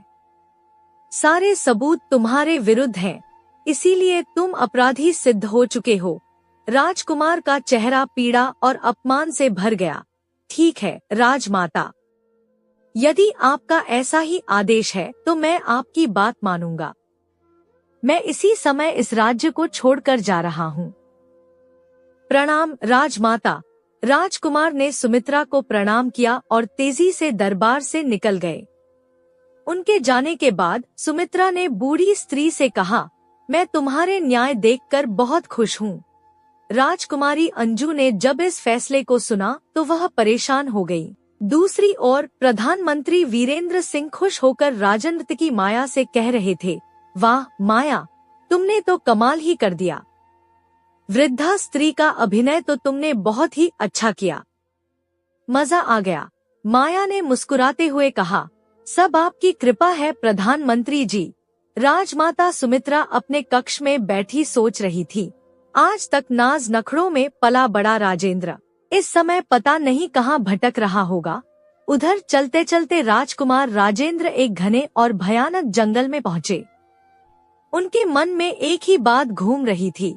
लगता है कि उस बूढ़ी स्त्री और प्रधानमंत्री वीरेंद्र सिंह की आपस में कोई मिलीभगत थी, तभी तो यह सब कुछ मेरे साथ हुआ। राजमाता ने मुझे अपनी सफाई में कुछ कहने का मौका ही नहीं दिया। जंगल में भटकते हुए उन्हें दूर एक आश्रम नजर आया। यह आश्रम वाल्मीकि ऋषि का था। राजकुमार राजेंद्र आश्रम में पहुँचे और वाल्मीकि ऋषि के पास जाकर प्रणाम किया। प्रणाम गुरुदेव। ऋषि ने अपने दिव्य नेत्रों से राजकुमार के दुख को भांप लिया। चिरंजीवी हो वत्स, तुम कौन हो और इस भयावह जंगल में क्या कर रहे हो? राजकुमार राजेंद्र ने अपनी आपबीती वाल्मीकि ऋषि को बताई, कैसे उनके साथ षड्यंत्र हुआ और उन्हें राज्य से निकाल दिया गया। गुरुदेव, उन्होंने अपनी कहानी पूरी करने के बाद कहा, मैं अपना बाकी का जीवन आपके आश्रम में रहकर बिताना चाहता हूँ। वाल्मीकि ऋषि ने मुस्कुराते हुए कहा, बेटा, हमें इस बात से कोई ऐतराज नहीं है। तुम आराम से इस आश्रम में रह सकते हो। उसी दिन से राजकुमार राजेंद्र वाल्मीकि ऋषि के आश्रम में एक साधारण मनुष्य बनकर रहने लगे। इस प्रकार धीरे धीरे करीब 1 महीना बीत गया। राजमाता सुमित्रा पुत्र के वियोग में कुछ दिन तो निढाल रहीं, लेकिन फिर उनके कर्तव्यबोध ने उन्हें मजबूत बनाया और वह पहले की तरह राजकाज देखने लगी। एक दिन कुछ मंत्री उनके पास प्रधानमंत्री वीरेंद्र सिंह की शिकायत लेकर आए। राजमाता की जय हो। राजमाता, प्रधानमंत्री वीरेंद्र सिंह इन दिनों अपने कार्य को सुचारू रूप से नहीं कर रहे हैं। वे सारा दिन राजनर्तकी के भवन में मदिरा के नशे में चूर पड़े रहते हैं। सुमित्रा ने उनकी बात पर विचार किया और फिर कहने लगी, मैं भी कई दिनों से प्रधानमंत्री को दरबार में अनुपस्थित देख रही हूँ। आप लोग फिक्र न कीजिए, हम इस बारे में वार्तालाप करेंगे। मंत्रियों के जाने के बाद सुमित्रा ने सोचा, आज हमें स्वयं राजनर्तकी माया के भवन पर चलना चाहिए, ताकि रंगे हाथ पकड़े जाने पर प्रधानमंत्री वीरेंद्र सिंह को लज्जा का एहसास हो। यह सोचकर सुमित्रा उसी समय राजनर्तकी माया के भवन की ओर चल पड़ी। राजमाता सुमित्रा जब माया के भवन पर पहुंची तो कक्ष के अंदर से आती हुई आवाजें सुनकर वे रुक गईं। माया प्रधानमंत्री वीरेंद्र सिंह से कह रही थी, प्रधानमंत्री जी, पूरा 1 महीना बीत गया है, क्या आप अपना वादा भूल गए? सुमित्रा कक्ष के बाहर खड़ी होकर उन दोनों की बातें सुनने लगी। माया अंदर कह रही थी, प्रधानमंत्री जी, आपने कहा था कि आप जल्द ही रामपुर का राजा बनने के बाद मुझे अपनी महारानी बना लेंगे। वह समय अब कब आएगा? हाँ बिल्कुल बिल्कुल माया, वीरेंद्र सिंह ने लापरवाही से कहा, वह समय बहुत जल्द ही आएगा। लेकिन तुम इस गलतफहमी में न रहो कि मैं तुम्हें अपनी महारानी बनाऊंगा। यह आप क्या कह रहे हैं प्रधानमंत्री जी? माया ने धमकी भरे लहजे में कहा, ध्यान रखिए, यदि आप अपने वादे पर अटल नहीं रह सके तो मैं राजमाता के पास जाकर सारी बात बता दूंगी। वीरेंद्र सिंह ने ठहाका लगाया, अब देखो, मैं मानता हूँ माया कि तुमने मेरे कहने पर बुढ़िया का रूप धरकर राजमाता से न्याय मांगा था। बेचारी राजमाता को क्या पता कि हत्या तुम्हारे बेटे की नहीं बल्कि एक अनाथ सेवक की हुई थी, और राजकुमार राजेंद्र ने नहीं बल्कि वह तीर हमने चलाया था। सुमित्रा का दिल धक से रह गया। यह सब कुछ राजमाता को नहीं पता। वीरेंद्र सिंह ने आगे कहा, इस राज को केवल और केवल मैं और तुम ही जानते हैं। माया ने अपनी धमकी दोहराई, तो फिर मैं राजमाता को सब बता दूंगी। वीरेंद्र सिंह के चेहरे पर क्रोध और क्रूरता का भाव आ गया। तुम्हारी धमकी ने मेरे बंद आंखें खोल दी हैं। माया, और अब मैं तुम्हें जीवित नहीं छोड़ूंगा। यह कहकर वीरेंद्र सिंह ने अपनी तलवार निकाली और माया के सीने में भोंक दी। माया का शरीर निर्जीव होकर पृथ्वी पर गिर पड़ा। इधर कक्ष के बाहर खड़ी सुमित्रा सारी बात जानकर हैरान रह गई। इसका मतलब है मैंने अपने निर्दोष बेटे को देश निकाले की सजा दे दी। उनके मन में एक गहरा पश्चाताप जागा। माया की हत्या करके वीरेंद्र सिंह जैसे ही कक्ष के बाहर निकला तो सामने राजमाता को देखकर वह हैरान हो गया। राजमाता, आप यहाँ? हाँ वीरेंद्र सिंह, सुमित्रा ने दृढ़ता से कहा। मैंने तुम्हारी और माया की सारी बातें सुन ली हैं। वीरेंद्र सिंह के चेहरे पर अब कोई डर नहीं था। उसकी आंखों में पागलपन उतर आया था। तब तो बहुत अच्छा हुआ राजमाता कि अब आपके मरने का समय भी बहुत नजदीक आ चुका है। दुष्ट, सुमित्रा ने अपनी तलवार खींचते हुए कहा। मौत मेरी नहीं तेरी आई है। राजमाता पूरी तरह से तैयार थी। उन्होंने जल्दी से वीरेंद्र सिंह के तलवार का वार झेला। दोनों आपस में तलवारों से एक दूसरे पर घातक वार करने लगे। वीरेंद्र सिंह की जवानी और ताकत के आगे सुमित्रा की उम्र कम थी, लेकिन उनका गुस्सा और प्रतिशोध उन्हें शक्ति दे रहा था। सुमित्रा ने अवसर पाकर तलवार से वीरेंद्र सिंह की गर्दन उड़ा दी। दुष्ट, तेरे किए की सजा तुझे मिल गई। दूसरी ओर वाल्मीकि ऋषि अपने आश्रम में राजकुमार राजेंद्र से बात कर रहे थे। राजकुमार, तुम जब से हमारे आश्रम में आए हो कुछ खोए खोए से रहते हो। न कुछ खाते हो न कुछ पीते हो। तुम्हें क्या दुख है राजकुमार, बताओ। नहीं गुरुदेव, राजेंद्र ने उदास स्वर में कहा। मुझे कोई दुख नहीं है, हम साफ साफ देख सकते हैं। ऋषि ने अपनी दिव्य दृष्टि से कहा। हमारी अनुभवी आंखों से कुछ छिपा नहीं है। बताओ तुम्हारे दुख का कारण क्या है। राजेंद्र ने अंततः अपना दिल खोल दिया। गुरुदेव, मेरी चिंता का कारण है मेरी नवविवाहित पत्नी राजकुमारी अंजू। विवाह के तुरंत बाद ही मुझे देश निकाला हो गया था। न जाने अंजू मेरे वियोग में किस प्रकार दिन काट रही होगी। कैसी होगी वह? अच्छा तो यह बात है, ऋषि ने मुस्कुराते हुए कहा। तो तुम्हें अपनी पत्नी की याद आ रही है, तो क्या तुम उससे मिलना चाहते हो? हाँ गुरुदेव, राजेंद्र ने उत्सुकता से कहा। मैं उससे मिलना चाहता हूँ, लेकिन यह कैसे संभव होगा? ठीक कहते हो राजकुमार, ऋषि ने कहा। राजकुमारी अंजू से मिलने के लिए तो तुम्हें रामपुर के महल में जाना होगा, और अगर तुम्हें वहाँ किसी ने देख लिया तो गजब हो जाएगा। लोग समझेंगे कि राजमाता की आज्ञा से ही तुम राजमहल में छिप छिप कर आते हो। इस प्रकार राजमाता की न्याय की गरिमा धूल में मिल जाएगी। राजेंद्र निराश हो गए। तो फिर मैं किस प्रकार अपनी पत्नी से मिल सकूंगा? राजकुमार निराश न हो, हम तुम्हें एक ऐसा उपाय बताते हैं जिससे तुम्हारी इच्छा भी पूरी हो जाए और राजमाता की कीर्ति पर भी कोई आंच नहीं आएगी। ऐसा कौन सा उपाय है गुरुदेव? तो सुनो, वाल्मीकि ऋषि ने कहा। हम तुम्हें एक ऐसी माला देते हैं जिसे तुम अपने गले में पहनते ही अदृश्य हो जाओगे।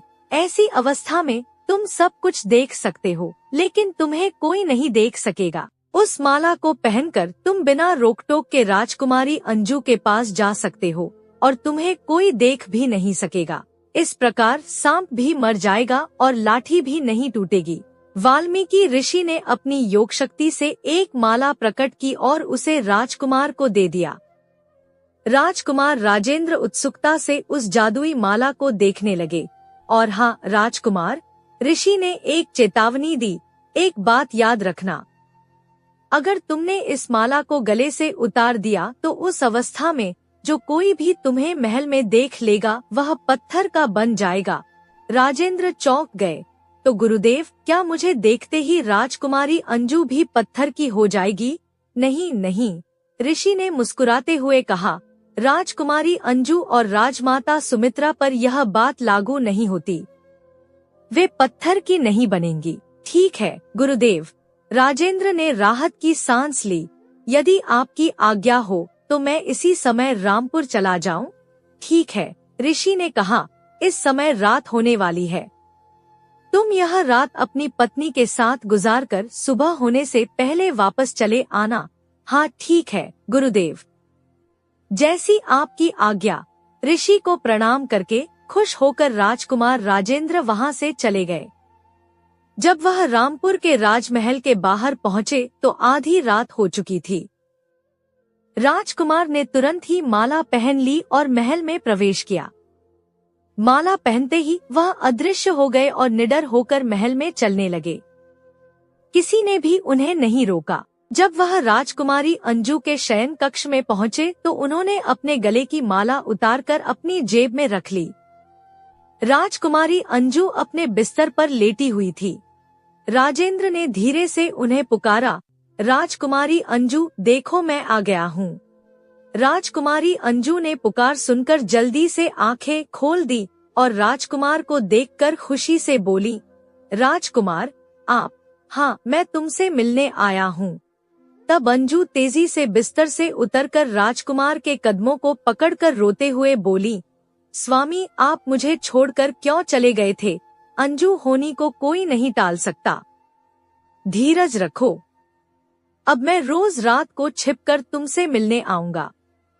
मुझे भी तुम्हारी याद सताती है। वह रात उसने अंजू के पास ही गुजारी। सुबह भोर होने से पहले ही उसने राजकुमारी अंजू को विदा कहा और वहां से चल पड़ा। लेकिन जल्दबाजी में वह माला गले में दोबारा पहनना भूल गया। कक्ष से बाहर निकलते ही उसका सामना 2 पहरेदारों से हो गया। राजकुमार आप? पहरेदारों ने चौंक कर कहा। राजेंद्र ने डरकर सोचा, अरे इन्होंने तो मुझे देख लिया। लेकिन अगले ही पल वह चौंक पड़े। दोनों पहरेदार पत्थर की मूर्ति बन गए थे। अरे मैं तो गले में माला पहनना ही भूल गया। राजकुमार ने जल्दी से माला अपनी जेब से निकाली और गले में पहन ली। अदृश्य होकर वह वहां से भाग गए।